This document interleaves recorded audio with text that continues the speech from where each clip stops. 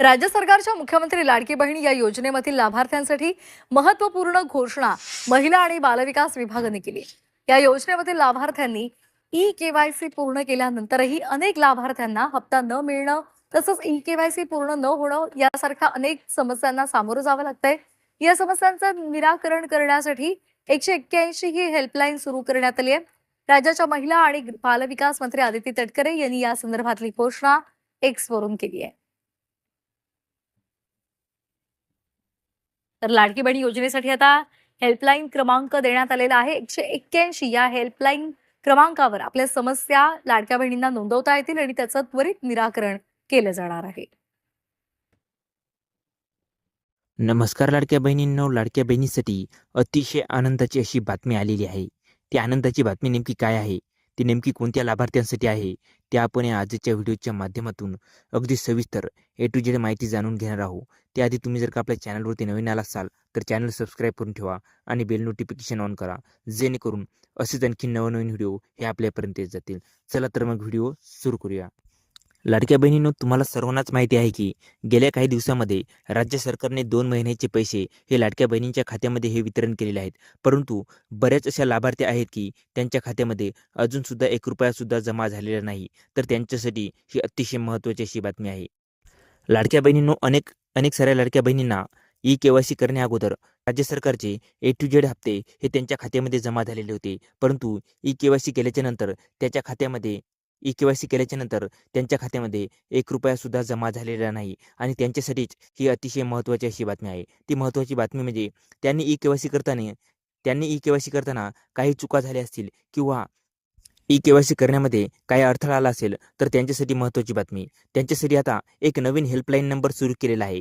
लाडक्या बहिणींनो, मी मागील काही दिवसामध्ये तुमच्यापर्यंत एक हेल्पलाईन नंबर हा पाठवलेला होता। म्हणजेच तुमची काही जर अडचण असेल तर त्या हेल्पलाईन नंबरवरती कॉल करून तुम्ही राज्य सरकारशी तुमचे प्रश्न मांडू शकता। परंतु लाडक्या बहिणींनो, अनेक लाडक्या बहिणींची अशी कमेंट आली आहे की तो नंबर काय चालू नाही, त्या नंबरवरती कॉल लागत नाही किंवा ते फोन रिसीव्ह करत नाहीत। तर लाडक्या बहिणींनो, काळजी करू नका, तुमच्यासाठी पुन्हा एक नवीन हेल्पलाईन नंबर हे मी घेऊन आलेला आहे।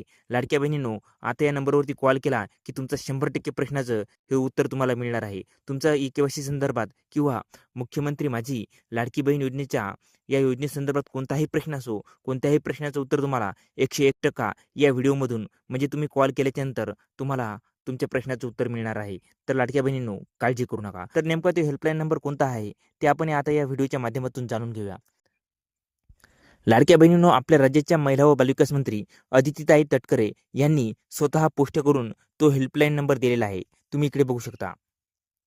आपल्या राज्याच्या महिला व बालविकास मंत्री अदितीताई तटकरे यांनी ट्विट केलेलं आहे, तुम्ही इथे बघू शकता। मुख्यमंत्री माझी लाडकी बहीण योजना लाभार्थ्यांच्या सुविधेसाठी विशेष हेल्पलाईन नंबर। मुख्यमंत्री माझी लाडकी बहीण योजनेची ई-केवायसी प्रक्रिया करत असताना काही कारणास्तव चुकीचा पर्याय निवडल्याने लाभ स्थगित झाल्याच्या काही तक्रारी विभागास प्राप्त झालेल्या आहेत। या व योजनेशी संबंधित इतरही तक्रारीचे शंकेचे फोन कॉलवर निवारण करण्यासाठी सरकारने 181 या महिला हेल्पलाईन नंबरवर मदत उपलब्ध करून देण्यात आलेली आहे। संबंधित कॉल ऑपरेटरना योग्य ते प्रशिक्षणही देण्यात आलेले आहे।